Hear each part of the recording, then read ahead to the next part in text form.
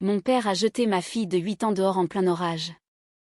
Elle est restée prostrée dans un caniveau pendant 3 heures, la pluie frappant son visage, le vent déchirant son petit blouson, le tonnerre faisant trembler le béton sous son corps. Elle pesait 23 kilos. Il a fait cela à cause d'un mensonge, un mensonge raconté par son cousin de 10 ans, un mensonge que mes parents n'ont jamais remis en question, pas une seule seconde. Ce que mon père a dit lorsqu'il m'a trouvée assise près de son lit d'hôpital a tout changé. Mais ce qu'ils ignoraient tous, c'est que j'avais déjà passé l'appel qui allait faire basculer leur monde.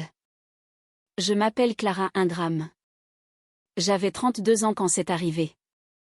Je suis lieutenante au sein du service logistique de l'armée de terre, basé à la caserne de Mourmelon-le-Grand. Mon père, Raymond Ingram, avait une vision très précise de ce que devait être sa fille, mariée jeune, proche de la famille, reconnaissante pour tout ce qu'il offrait et silencieuse sur ce qu'il refusait. Ma sœur, Jeanne, correspondait parfaitement à ce portrait. Elle a épousé David Walsh à 21 ans, a eu Thomas à 22 ans et a déménagé à 10 minutes de chez mes parents. Mon père rayonnait à son mariage comme s'il avait gagné le gros lot. J'ai choisi l'école d'officier, puis la carrière militaire. À chaque pas que je faisais loin de la maison, le silence de mon père devenait plus assourdissant. À 25 ans, j'étais lieutenante, responsable des chaînes d'approvisionnement pour une brigade. J'étais aussi enceinte. Le père, un prestataire civil nommé Marc, est parti quand j'étais au 6e mois de grossesse, pas d'adresse, pas d'appel, juste un appartement vide et un mot, je ne suis pas prêt. J'ai eu Lily seule, je l'ai élevée dans des logements militaires, avec des tickets restaurants et chaque jour de permission que je pouvais arracher. Ma mère appelait une fois par semaine, mon père une fois par mois. La question était toujours la même, quand rentres-tu à la maison, Clara? Je ne répondais jamais comme il le souhaitait, mais je répondais toujours à Lily, où allons-nous ensuite, maman?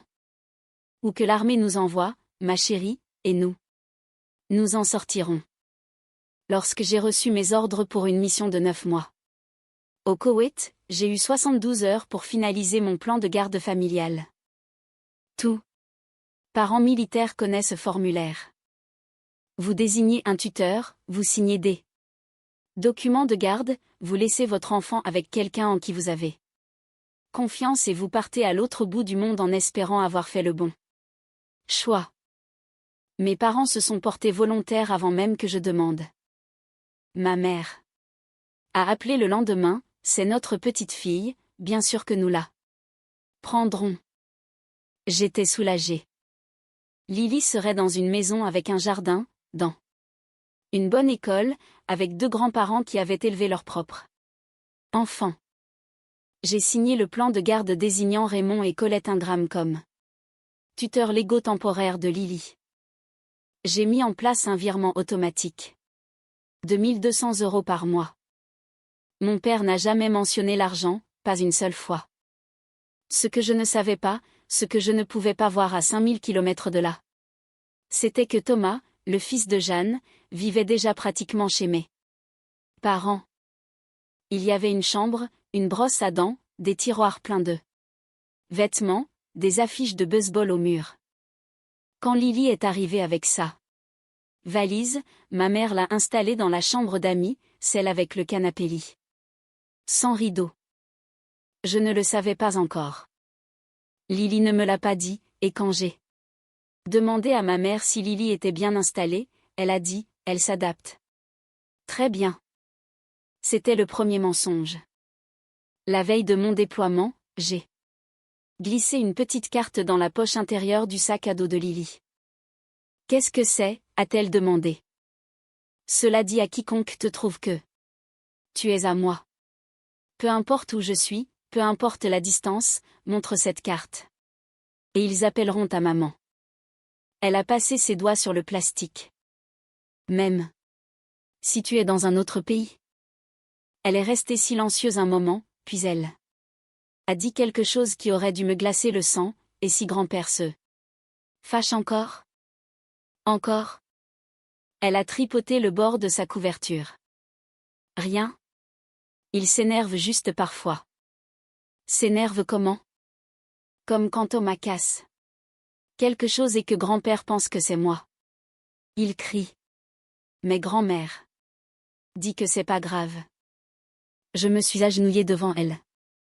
Est-ce que grand-père t'a déjà fait peur? Un haussement d'épaule. Le genre qui signifie oui, mais qui n'a pas encore le vocabulaire pour l'exprimer. Je me suis dit que je surveillerais de plus près depuis l'étranger. Je me suis dit que mon père était strict, pas dangereux. J'avais tort. Le temps que je comprenne laquelle d'eux. Ces choses étaient vraies, ma fille était dans un caniveau à 4 pattes et 2 maison de chez mes parents. Le Koweït était chaud, plat, avec 18 heures de décalage avec la France. Je gérais des routes de ravitaillement pour 3 bases avancées. Je programmais des appels vidéo, mais ma mère insistait pour les accueillir depuis la cuisine. Elle était toujours dans le champ, flottant derrière Lily, ajustant l'angle de la caméra. Comment se passe l'école, ma puce? Bien. Que as-tu fait aujourd'hui? Des trucs. Elle, qui parlait pendant 20 minutes de la moindre chenille trouvée, ne me donnait plus que des réponses en un mot. J'ai commencé à vérifier le portail numérique de son école. Thomas Walsh était récupéré par Raymond Ingram à 15h15 tous les jours. Comme une horloge. Lily Ingram était inscrite au périscolaire, récupération. À 17h30. Thomas partait 2 heures avant elle, tous les jours. Mon père n'avait même pas mis son nom sur la fiche d'urgence. L'anniversaire de Thomas en octobre, j'ai vu les photos sur les réseaux sociaux de Jeanne.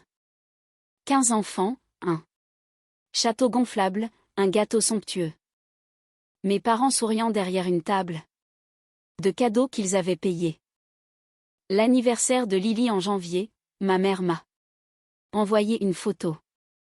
Lily à la table de la cuisine, un gâteau acheté en supermarché, pas de bougies, pas d'amis, juste ma mère debout derrière elle et une assiette en carton. J'ai appelé ma mère ce soir-là, pourquoi? L'anniversaire de Lily était si différent de celui de Thomas? On a déjà beaucoup dépensé ce mois-ci, Clara. Et Lily ne voulait pas de grande fête. Elle a 8 ans. Quel enfant de 8 ans ne veut pas de fête? Thomas vit ici. À temps plein. Lily est temporaire. Temporaire. Elle a utilisé ce mot comme un fait, pas comme un couteau, mais il a blessé tout autant. Et j'ai su à cet instant que dans la maison de mes parents, ma fille était une invitée. Thomas était le petit-fils. Le colis est arrivé un mardi. Boîte en carton, écriture de ma mère. À l'intérieur, des bonbons, une photo d'un événement scolaire, et un morceau de papier canson plié. J'ai ouvert le dessin. Des bonshommes bâtons. À gauche, un homme grand, une femme aux cheveux bouclés, une femme plus petite. Tenant la main d'un garçon. Tous ensemble, souriants, couleurs vives. À droite, une silhouette, petite, sans sourire, cheveux bruns, seule, personne ne l'a touchant. En bas, écrit d'une écriture d'enfant appliquée, ma famille. Ma fille s'était dessinée en dehors de sa propre famille. J'ai appelé. Immédiatement. Mon père a répondu. J'ai reçu un dessin. Elle s'est dessinée. Toute seule. Les enfants dessinent n'importe quoi, Clara. Ne cherche pas. Midi à 14h. Elle s'est dessinée toute seule, papa. Peut-être que si tu étais ici au lieu de jouer aux soldats à l'autre bout du monde, ta fille ne dessinerait pas des images tristes. Il a raccroché. J'ai sorti mon carnet vert, j'ai noté la date, ce qu'il a dit, ce que le dessin Mon trait. C'est resté là, contre mon cœur, pendant 4 mois. La conseillère scolaire a appelé un samedi. 6 mois de séances hebdomadaires. Lily s'était repliée sur elle-même depuis janvier, ne jouait plus à la récréation, restait seule à la cantine, tressaillait quand les adultes élevaient la voix. Puis elle m'a dit quelque chose qui m'a fait serrer la rampe si fort que mes jointures sont devenues blanches. Elle dit que son grand-père répète qu'elle n'est pas une vraie ingrame. J'ai fermé les yeux. Il m'avait dit exactement ces mots le jour où je m'étais engagée. Debout dans la cuisine, les vrais ingrammes restent avec leur famille. Tu nous abandonnes. Maintenant, il le disait à ma fille. 8 ans, 23 kilos, et il lui disait qu'elle n'avait pas sa place. J'ai appelé la capitaine Elena Rivera, officier de justice militaire à Mourmelon, une amie de confiance. Documente tout, a-t-elle dit. Si cela devient juridique, il te faut une piste qui commence avant l'incident. J'ai passé 2 mois à construire un dossier. Chaque appel noté, chaque dessin scanné, chaque SMS sauvegardé. J'ai tapé une demande de réaffectation pour raison familiale, 2 pages. Mon colonel, le colonel Barrett, l'a lu le lendemain. Ingramme, votre fille est-elle en sécurité? Je ne sais pas, mon colonel. Et c'est bien là le problème. Il a signé la demande dans l'après-midi. 3 semaines avant mon retour, Thomas a raconté le mensonge qui a tout changé. Ce n'était pas le premier. Le premier était une télécommande cassée. Thomas l'a jetée, a désigné Lily quand Raymond a débarqué. C'est elle. Lily a nié. Raymond l'a envoyée dans sa chambre. Le second était un plateau de gâteau que Thomas a offert à son copain puis a attribué à Lily. Ma mère n'a jamais demandé la version de Lily. Elle disait juste, tu dois apprendre à te contrôler. Le troisième a mis Lily au cachot pendant 1 semaine pour une accusation qu'aucun témoin ne pouvait confirmer. À chaque fois le même schéma. Thomas parlait, les adultes croyaient. Lily niait, les adultes rejetaient. Ma mère disait à Lily, ne sois pas une délateur. Personne n'aime un enfant qui invente des histoires. Lily a arrêté de dire quoi que ce soit. Elle dessinait. Le collier appartenait à ma grand-mère. 3 générations de femmes ingrammes l'avaient porté pour leur mariage, baptême, grands anniversaires. Ma mère le gardait dans une boîte en velours sur sa commode.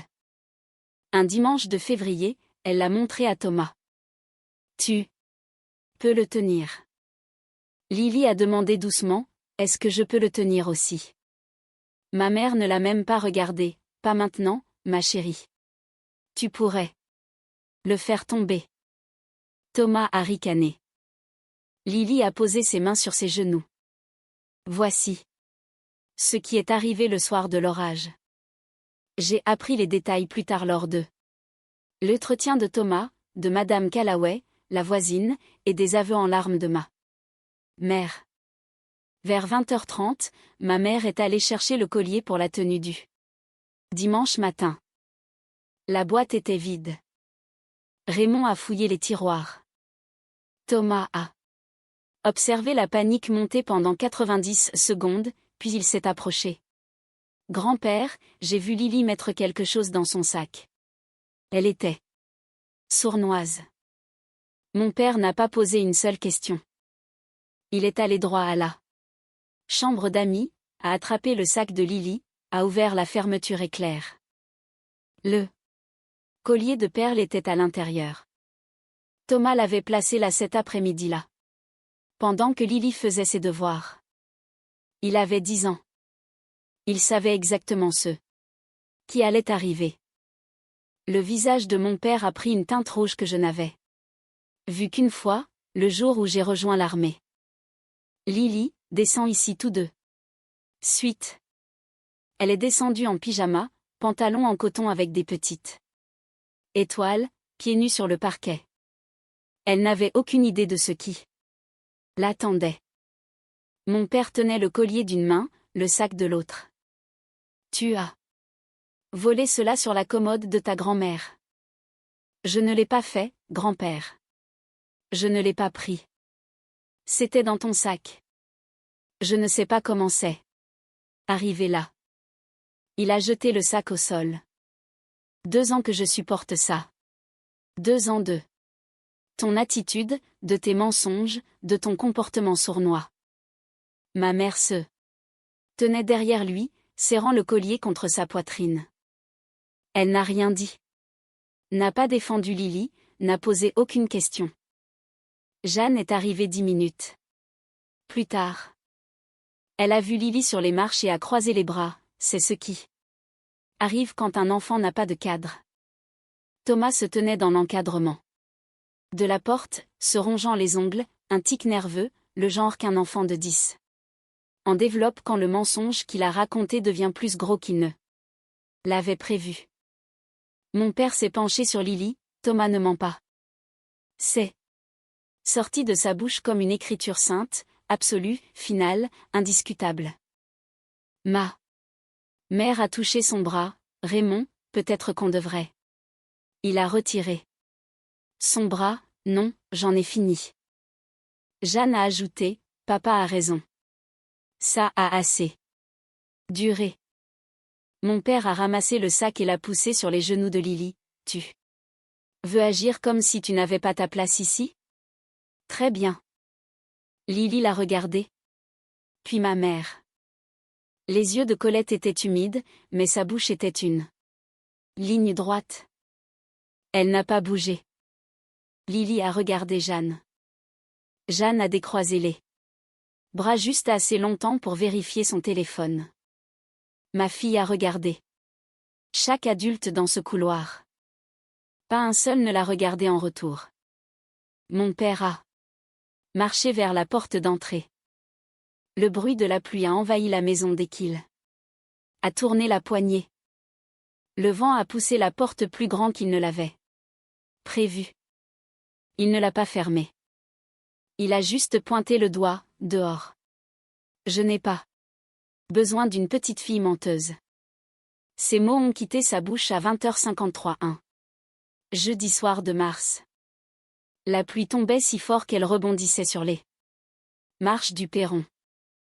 La température avait chuté de 14 degrés en 2 heures. Lily s'est levée des marches. Elle n'a pas argumenté. Elle n'a pas crié. Elle a attrapé son sac, a passé ses bras dans les bretelles et a marché vers la porte. Mon père l'a claqué derrière elle. Elle était en pyjama, pantalon en coton avec des petites étoiles. Pas de chaussures, pas de veste, pas de téléphone. À côté, Madame Callaway rinçait son assiette quand elle a entendu le claquement. Elle a regardé par la fenêtre de sa cuisine et a vu une petite silhouette marcher sur le trottoir sous la pluie, en pyjama. Les pieds nus frappant le béton mouillé. Elle a attrapé son téléphone. 17, il y a une enfant qui marche seule dehors. Dans cet orage. Elle vient juste de sortir de la maison d'à côté. À l'intérieur, ma mère était assise à la table, tenant le collier de perles dans ses 2 mains, fixant le vide. Raymond, peut-être qu'on devrait la laisser rentrer. Elle va attraper froid. Elle reviendra quand elle sera prête à s'excuser. Jeanne a mis son manteau, je dois rentrer avant que les routes ne deviennent mauvaises. Thomas, on y va. Personne n'est allé après Lily. Personne n'a vérifié le porche. Personne n'a regardé par la fenêtre. Ma fille a marché 4 pâtés de maison dans un orage avant de trouver une grille d'évacuation assez grande pour s'y glisser. Elle s'y est assise, serrant ses genoux, son sac à dos sur la tête, jusqu'à ce que les lumières bleues et rouges la trouvent. L'officier qui l'a trouvée s'appelait Gutiérrez. Il a parcouru la route 3 fois avant que sa lampe torche ne capte le reflet de la bande réfléchissante du sac à dos à l'intérieur d'un canal d'évacuation en béton. Lily tremblait si fort qu'elle ne pouvait pas parler. Pieds en sang, lèvres bleues, il l'a enveloppée dans une couverture thermique et a appelé une ambulance. Hypothermie légère, égratignure sur les genoux et la plante des pieds, déshydraté, rythme cardiaque élevé, pas critique mais pas bien. À l'hôpital, une infirmière a fouillé le sac de Lily pour trouver une identification. Dans la poche avant, glissée dans la même fente où Thomas avait planté le collier de perles, elle a trouvé une petite carte en plastique. Carte d'identité militaire, Lily Ingram, contact d'urgence lieutenant Clara Ingram. L'infirmière a composé le numéro à 21h37. J'étais assise sur mon lit d'hôtel à 12 minutes de là. J'avais atterri sur le sol français 2 jours plus tôt. Sans prévenir mes parents, fixant le plafond, comptant les heures jusqu'à ce que Rivera puisse déposer les documents de révocation. J'étais dans ma voiture avant même que l'infirmière n'ait fini d'expliquer. Chambre 4, Lily dans un lit d'hôpital, perfusion au bras gauche, moniteur bipant, cheveux encore humides. Yeux fermés. Je me suis assise à côté d'elle, j'ai pris sa main, je suis là. Je ne pars pas. Ses yeux se sont ouverts, maman. Oui, mon bébé, je suis là. Dans son autre main, froissée contre sa paume, il y avait un dessin. 2 silhouettes bâtons, une petite, une en verre, se tenant la main.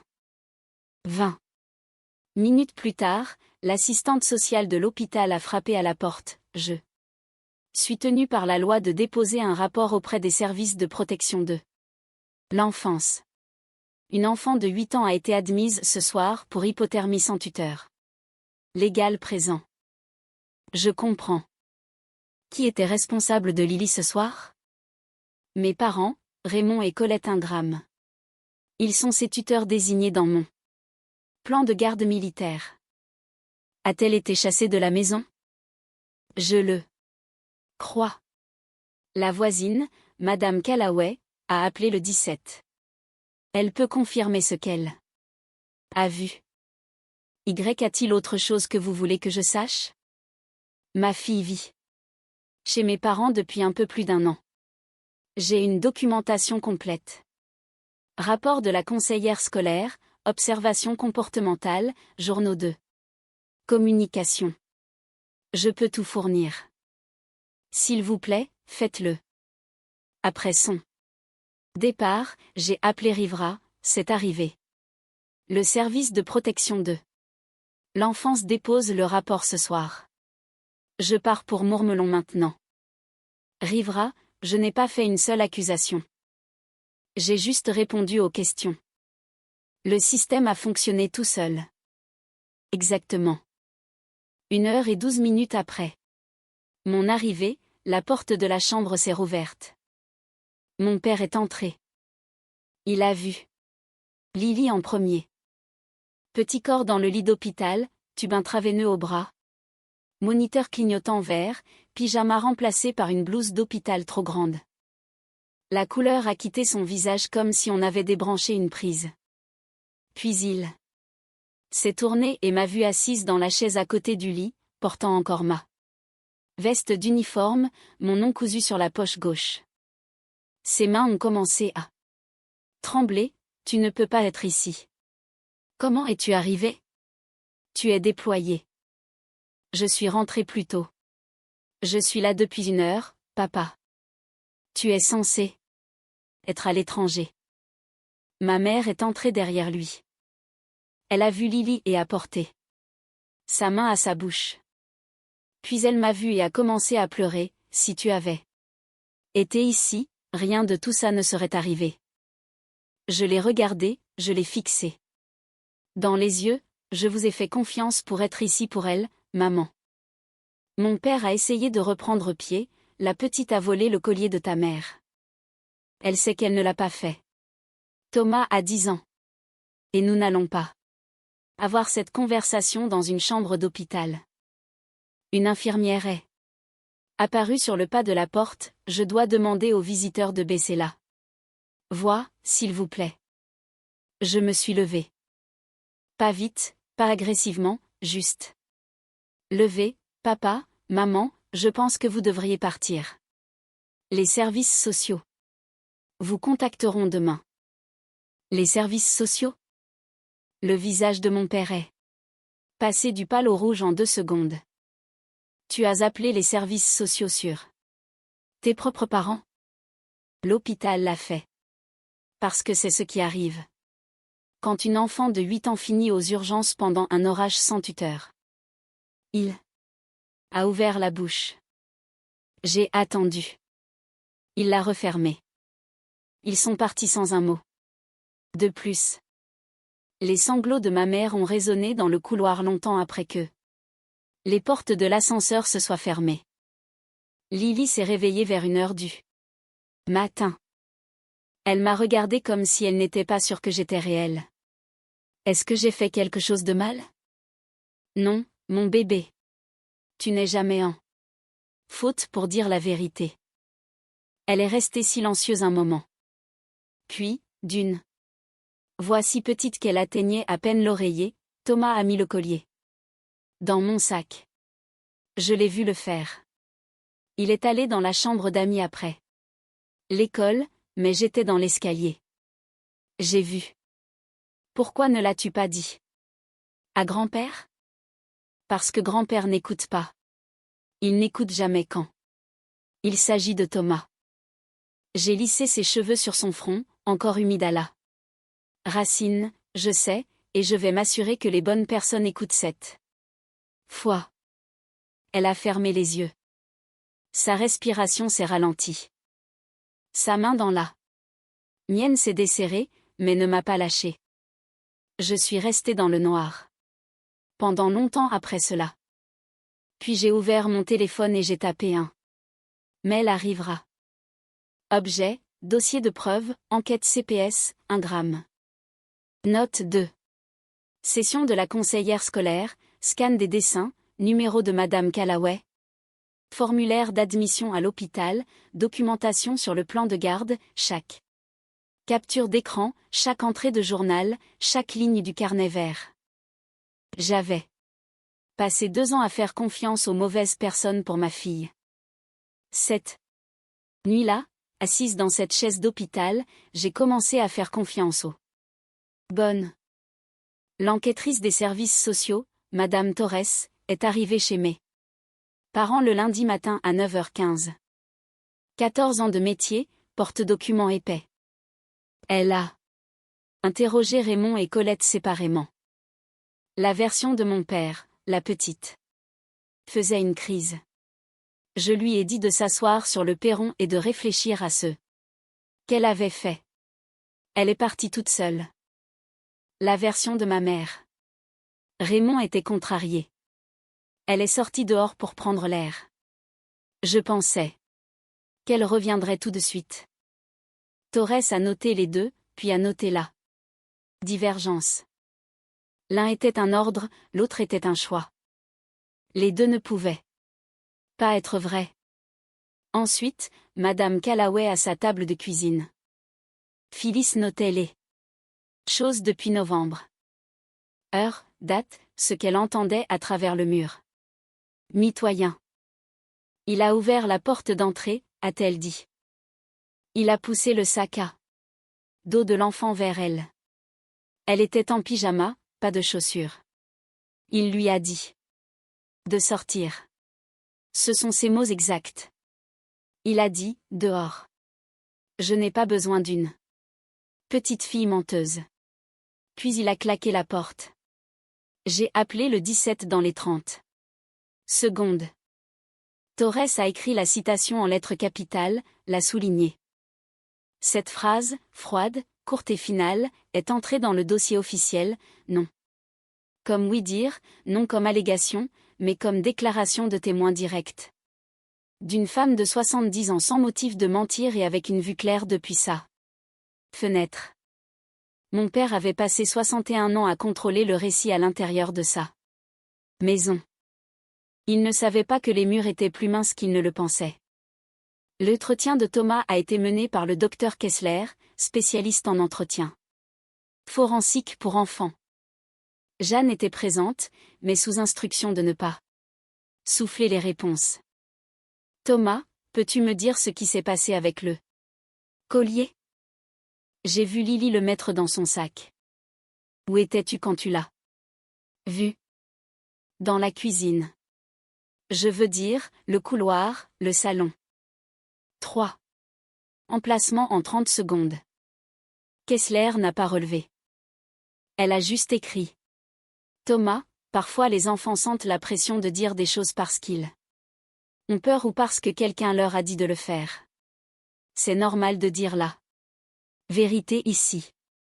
Rien de mauvais ne t'arrivera. Thomas a regardé sa mère. Le visage de Jeanne était de pierre. Puis il a regardé la balle anti-stress dans sa main. Je l'ai mis dans son sac. La voix de Jeanne a coupé immédiatement. Il est confus. Il ne sait pas ce qu'il dit. Madame, s'il vous plaît. Laissez Thomas finir. La voix de Thomas est tombée à un murmure. Maman m'a dit que Lily doit apprendre à rester à sa place. Elle a dit que si Lily avait des ennuis, grand-père l'enverrait au loin et tout redeviendrait normal. Jeanne s'est levée. Thomas ne l'a pas regardée. La pièce est devenue très silencieuse. Torres a mené l'entretien de Jeanne dans une pièce séparée. Avec le témoignage de Thomas, le compte-rendu de Madame Callaway et 6 mois de documentation scolaire, Madame Walsh, avez-vous ordonné à votre fils de placer le collier dans le sac de Lily? C'est ridicule. Thomas invente des choses. Votre fils a déclaré que vous lui aviez dit que Lily doit apprendre à rester à sa place. Il a aussi déclaré que vous aviez dit que si Lily avait des ennuis, votre père l'enverrait au loin. C'est un enfant. Vous allez croire. Un enfant plutôt que moi? Torres a posé son stylo et a regardé Jeanne sans ciller. Madame, j'ai cru au mensonge d'un enfant quand il a envoyé une fillette de 8 ans aux urgences. Alors oui, je prends les déclarations des enfants au sérieux. Jeanne a poussé sa chaise. J'appelle mon avocat. C'est votre droit. Cette enquête se poursuivra quoi qu'il en soit. Torres a posé le collier de perles sur la table dans un sachet de preuves scellé. Ce collier a été placé dans le sac d'une fillette de 8 ans par un garçon de 10 ans. Sur ordre de sa mère. Le résultat est une enfant expulsée de son domicile. Pendant un violent orage sans chaussures, sans veste, sans surveillance. L'assistante de Rivera, une jeune adjudante nommée Kim, lui lisait un livre sur un chien qui avait perdu son os. Lily a levé les yeux quand elle a entendu mes pas. Elle a glissé de la chaise et a couru vers moi. Ses bras se sont enroulés autour de ma taille. Est-ce qu'on rentre à la maison? Oui, mon bébé. Notre maison. J'ai pris sa main. Son sac à dos pendait à une épaule. Je pouvais voir le bord de la carte d'identité militaire toujours clipsée dans la poche intérieure. La même carte que j'y avais mise la veille de mon déploiement. J'avais mis cette carte sur elle parce que je faisais confiance à mes parents. Pour la garder en sécurité. Mais quand le système a échoué, quand les gens ont échoué, et que l'orage est venu, ce petit morceau de plastique avec mon nom dessus était ce qui l'a ramené à moi. Pas mes parents, pas ma sœur, une carte plastifiée et une infirmière qui a composé le numéro au dos. Nous sommes sortis sur le parking.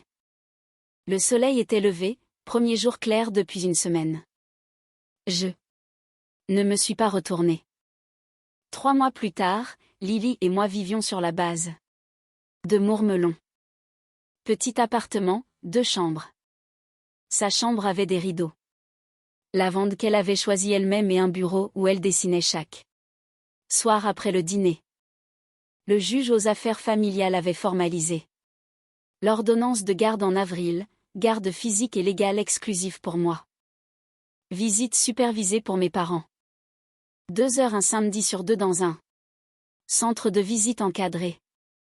Un travailleur social présent à chaque visite. La première visite a eu lieu en mai. Mon père a apporté à Lily un cahier de coloriage, chevaux et fleurs. Il l'a posé sur la table et s'est assis dans une chaise en plastique. Il ne savait pas quoi dire. Lily non plus. Ils ont colorié ensemble pendant 45 minutes. Mon père lui a demandé des nouvelles de l'école. Elle lui a parlé de son cours d'art. Il n'a pas élevé la voix. Il n'a pas mentionné Thomas, ni Jeanne, ni le collier, ni l'orage. Quand les 2 heures ont pris fin, il s'est levé et a dit « Je te verrai dans 2 semaines, Lily ». Elle a dit « D'accord, grand-père ». Il a marché jusqu'au parking et s'est assis dans son pick-up pendant 10 minutes avant de partir. Je le sais parce que le travailleur social me l'a dit. Jeanne ne m'a pas contacté depuis la réunion. CPS. Thomas a envoyé une note manuscrite à Lily en juin, je suis désolé d'avoir menti à propos du collier. J'espère que tu n'es pas fâché. Lily m'a demandé si elle devait répondre, c'est ton choix. Elle a répondu 3 jours plus tard, ce n'est pas grave. J'espère que tu vas mieux. Ma mère appelait chaque dimanche soir. Conversation courte, comment va Lily? Elle va bien, maman. Est-ce que je peux lui envoyer quelque chose?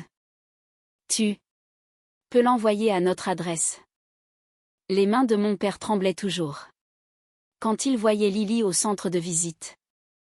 Je ne sais pas si c'était de la culpabilité ou de la peur ou quelque chose pour lequel il n'avait pas encore de non.